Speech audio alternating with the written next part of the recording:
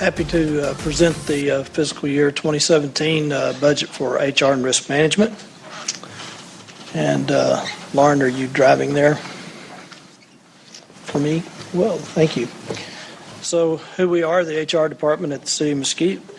It's our main responsibility to find, hire, and retain candidates who share a commitment to delivering exceptional service to our citizens and businesses in town that meet or exceed the goals and objectives set forth by the council and city management. HR consists of 10 staff members, 3 are in risk management, and we provide 7 essential functions: recruiting, employment, payroll, compensation, benefits, which will be a separate presentation for your retreat this weekend, employee relations, civil service administration, and risk management. Among our city resources, as with any organization, your most valued resources are your employees. And at the City of Mesquite, 42% of our full-time employees are sworn public safety employees. 42% of our full-time employees are sworn public safety employees, 200 in fire, 231 in police. There are 607 general government full-time employees, 187 regular part-time employees, 80 seasonal, coming to a grand total of almost 1,300 folks that work for this organization. Additional resources beyond our folks: we have 850 roadworthy vehicles and pieces of equipment with an insured value of $35 million. We have 261 structures with an insured value of $208 million, this being the largest one, the building we're in right now.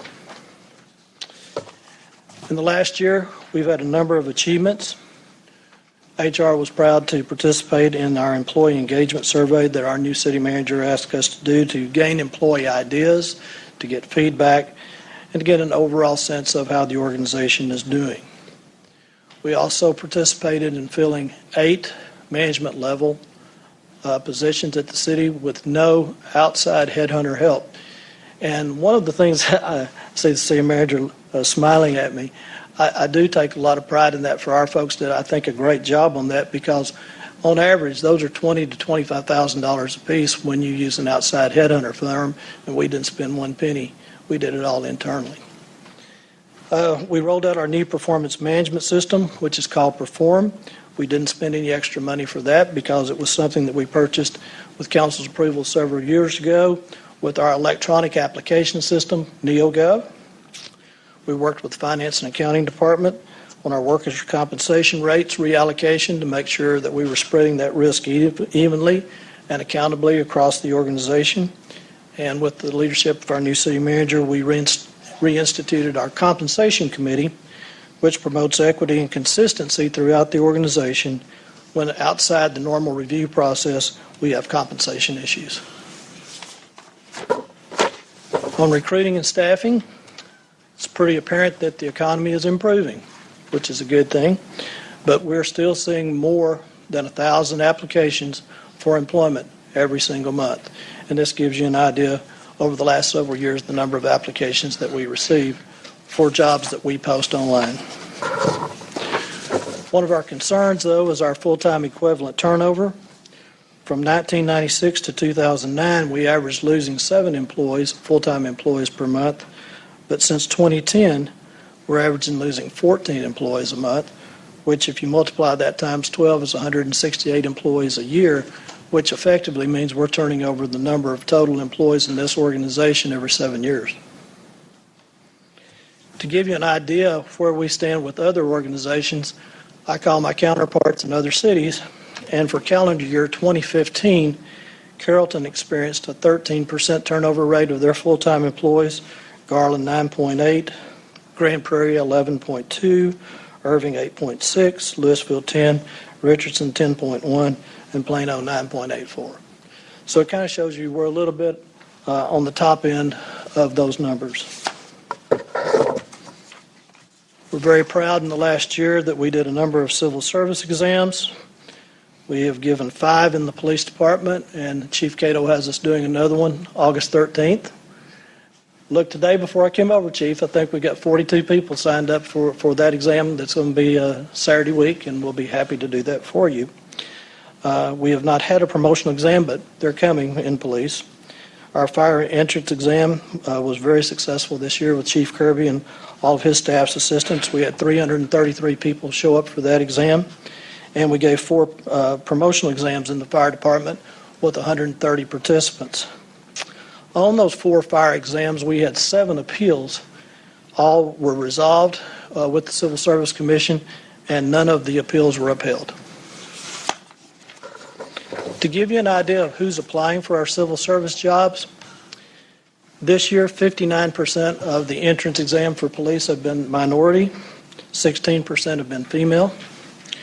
Of the fire exam that we gave, 38% were minority, and 3.3 were female.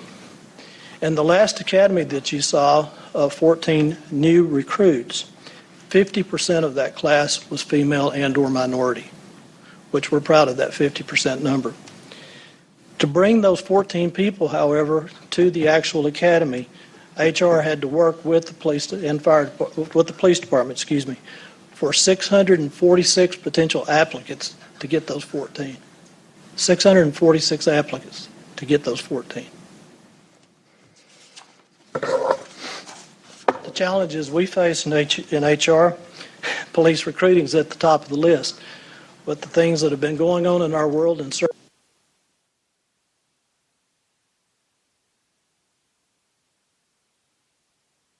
counterparts in the city of Dallas have had an uptick recently in the number of applications since the tragedy in Dallas, more people applying to become police officers. So we're hoping that that takes hold here in Mesquite as well.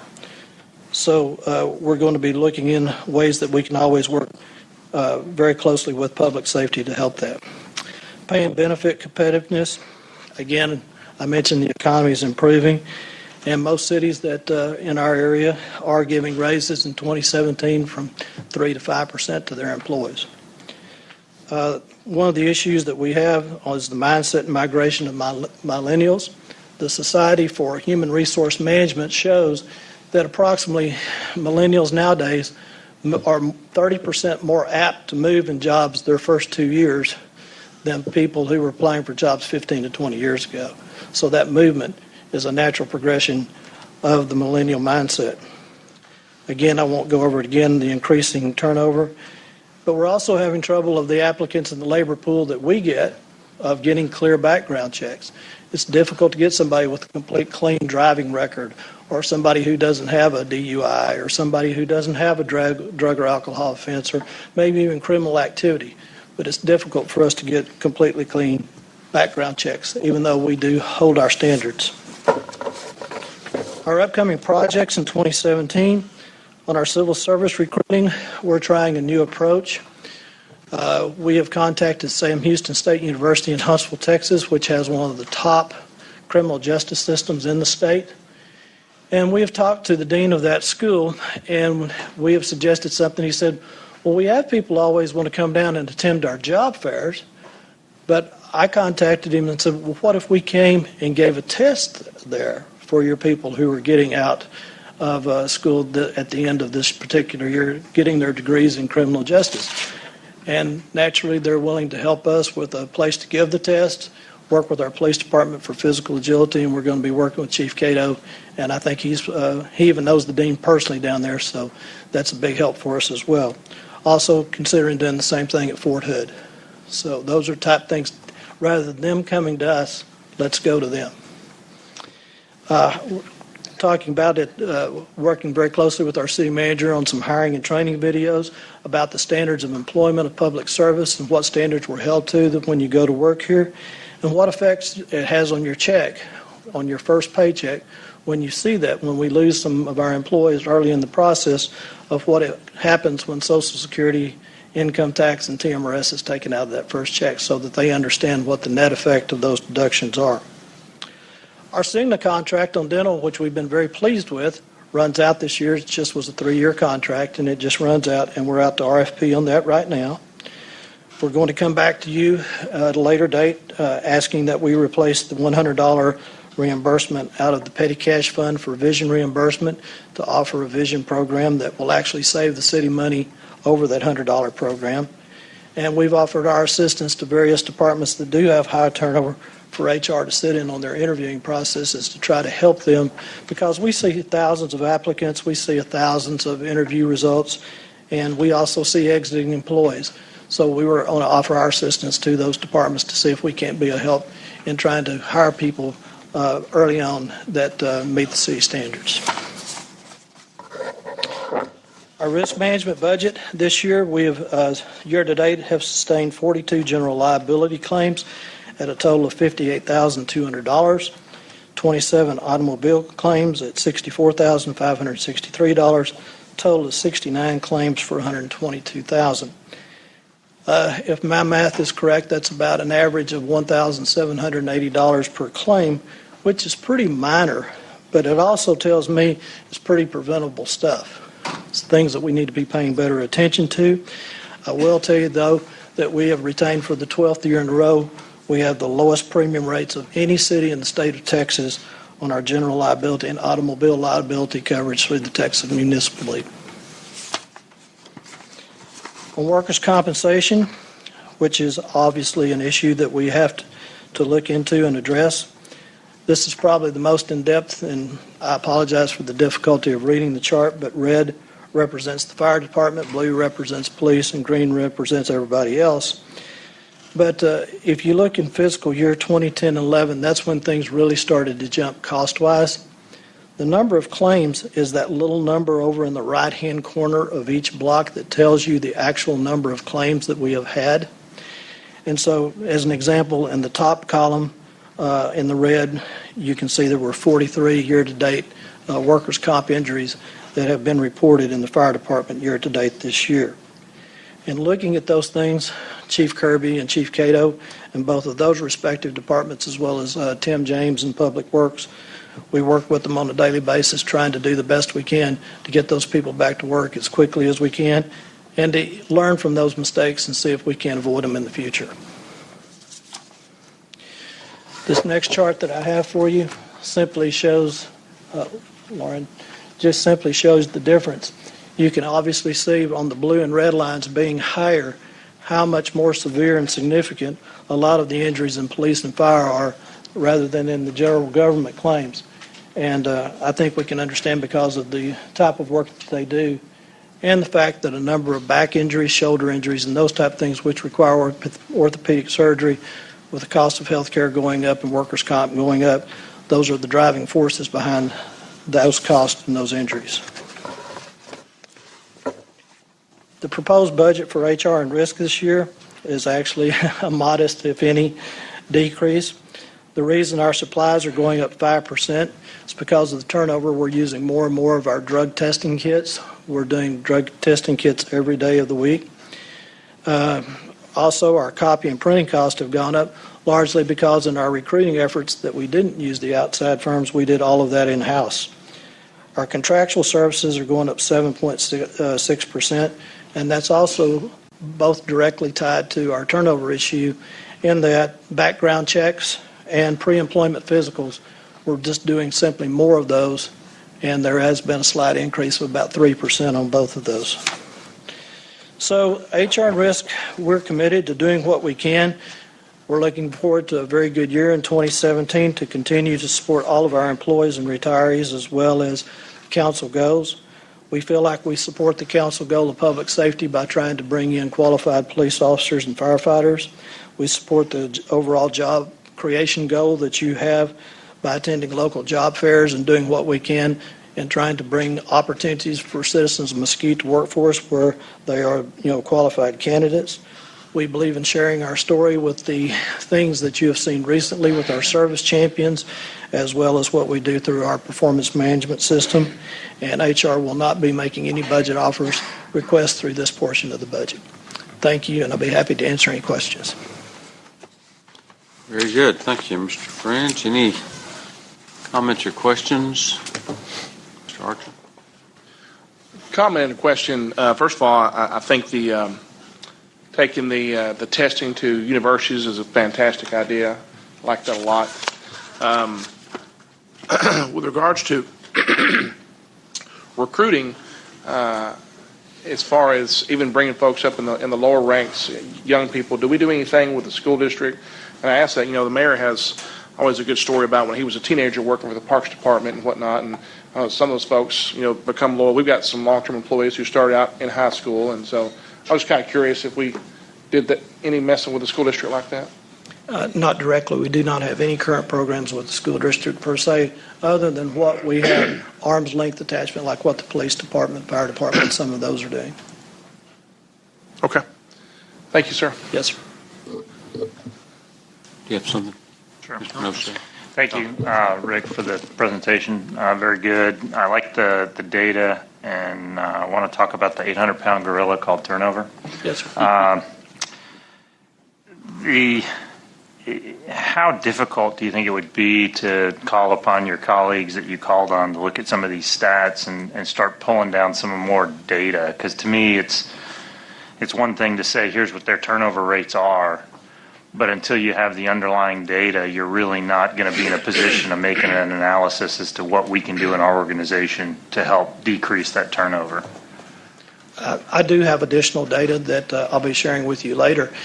The top three reasons that, according to the folks that I speak to, again, because of the improvements in the economy, we're looking at jobs now in retail, fast food, and other things that are actually paying more than what we pay and not having quite as labor-intensive or physical demanding jobs in this type of extreme heat and that sort, things like that. So I know each of my counterparts pretty well over the years, having worked with them, Mr. Noche, but the answer that, and I can tell you that it's really true because I talked to a lot of the folks when they exit us, it's pay, pay, pay. And there were two others you'd mentioned. You said there were three. It's pay, Three. pay. Okay. All right.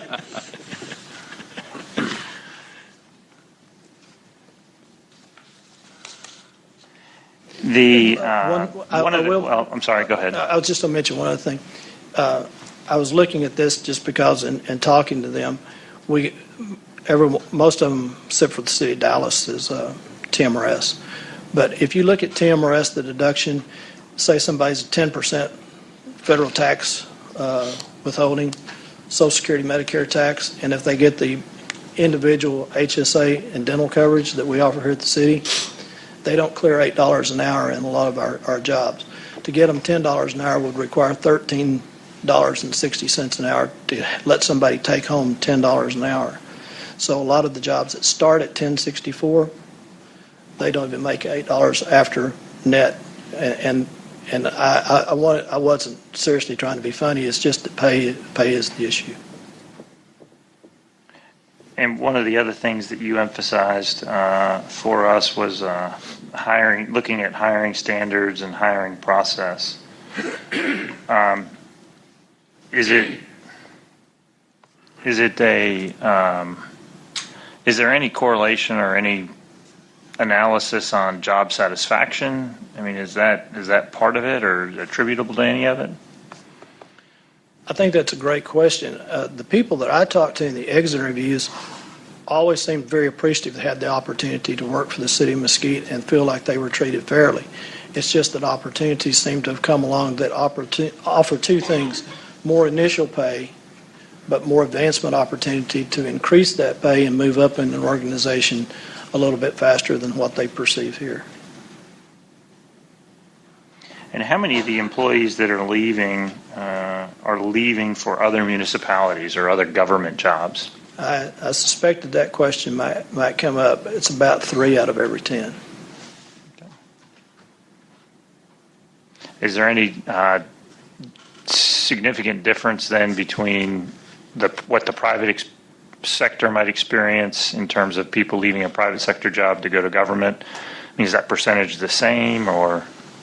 I wouldn't be able to answer that, but I would certainly think there's some correlation to it. Yes, sir. Okay. I'm just trying to figure out if.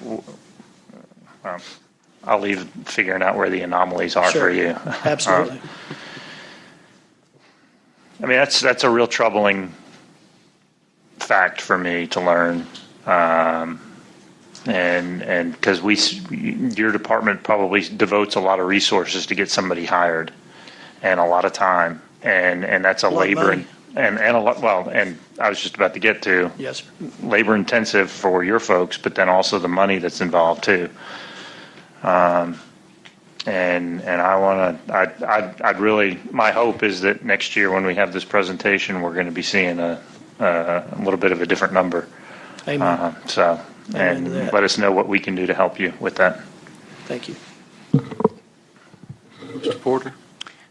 Rich, as you know, I do HR work for the school district, but I've been amazed all my time on the council is how the city and the school district parallel across the board, almost everything. And I got last week turnover statistics for our school district, and ours every year is, if it's not the lowest, it's way down at the bottom, and we're 14%.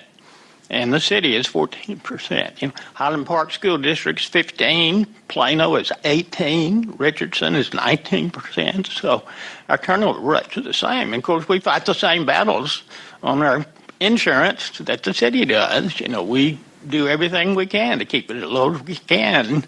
End of the year evaluations come back from district staff members that say benefits are too expensive, and we have people that leave us to go out in the business world because of that. And a lot of them come back and say, "Well, it's not as expensive as I thought it was." So it's a lose-lose situation. But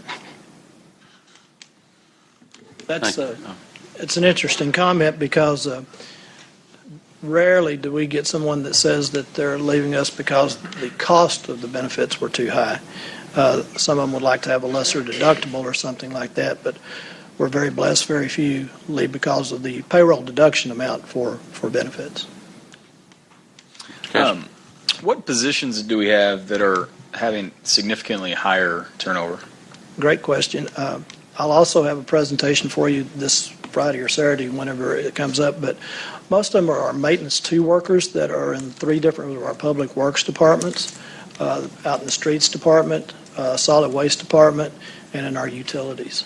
Those are, as well as we have a ongoing problem in animal control on getting those folks hired as well.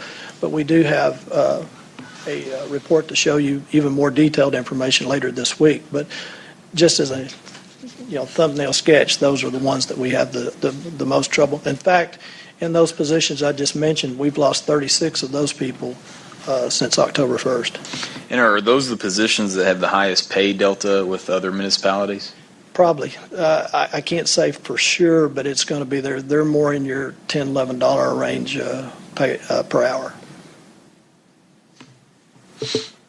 Thank you, Mr. Casper. I was going to mention that as well, just in terms of, you've already answered it, but I'll repeat.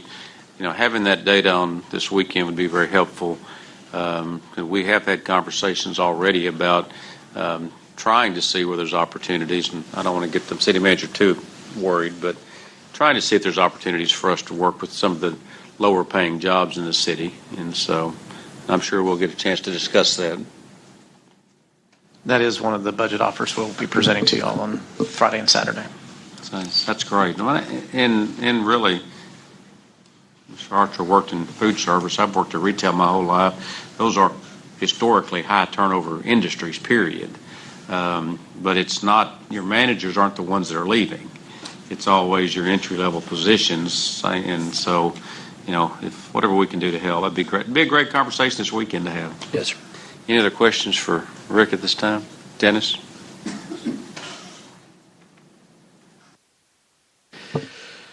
Rick, most of the questions I had have already been asked and answered, but one that hasn't, are in your turnover numbers, are retirements calculated into that number? Sure.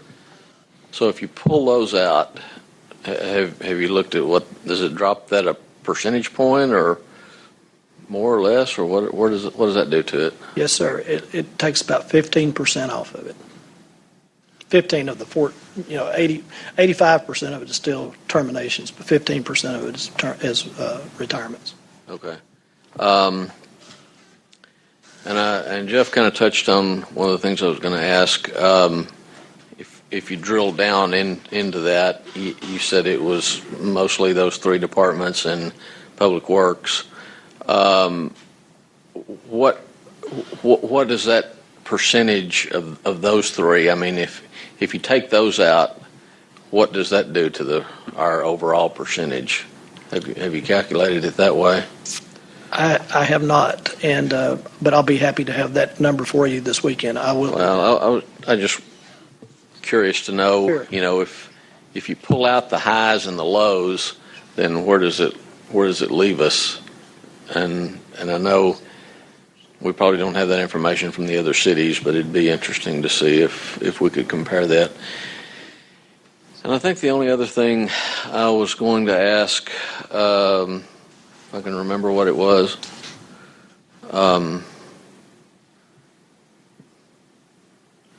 it was just on the tip of my tongue. I can tell you one thing that I haven't shared with you that just a little precursor for this weekend, but if we get to the 5-year level of service, 5 years of service with somebody, that's where we seem to do really, really well. Once we get them to 5 years, they stay with us. So that's the real challenge that we have in front of us, is how do we get somebody that starts today to that 5 years of service? Because once they do that, they seem to be ours, and we seem to make career employees out of them. Okay, thanks for stretching that out so I could remember. Greg kind of touched on this one as well. You talked about how much it costs a lot of money to hire an employee. Do we have a number calculated? It costs to quantify about that? $500. How much? $500. $500. By the time we do all the testing, the drug testing, background check, pre-employment physical, all the interviewing, all that sort of stuff, it's about $500. So about $500, no matter whether it's a $10 an hour employee or a $20 an hour employee. General government employee. General government, yeah, that's what I mean. Civil service is a little different. Right, I understand that. I was talking about Yes, general sir. government. Okay, so $500 times what we lose about 150 or so people last year. So that turns out to be some real money. Yes, sir. Okay, thank you, Rick. You bet. You have something? Is the 500 inclusive of employee time devoted to that process on a per employee basis, or Only interview time. only interview time? Okay. And one of the things I'm curious about too, and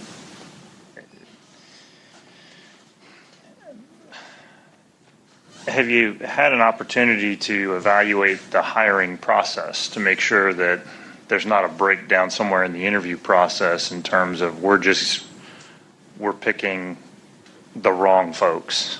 Rick, you'll have to go back over. I'm just trying to look. Yeah, I'm I sorry. know, I know. I I appreciate that, but with all this technology. Absolutely. Thank you. That is probably one of the things there's a lot of things keep me up at night, but that's one of the things that bother me. But that's the reason we volunteered in some of these high turnover positions to have our staff go out and sit with them to not only look at the type questions that they're asking them and so forth, but to use some of the information that we have why people are leaving us to see if there's any telltale signs up front when we're talking to those people that we maybe can do a little bit better job. We're not looking into some hiring manager how they go about the process. That's not it. But we're offering our services to go out there to see if we can't improve the hiring process to do a better job of getting people that want to stay with us. And then, well, thank you. And likewise, have we looked at some of these jobs to see if some of the higher turnover jobs to see if there's maybe technology that no one has ever turned the table upside down and said, let's take a look at this table again and see if we're building it the right way. Absolutely. That's certainly things we need to look at. Thank you.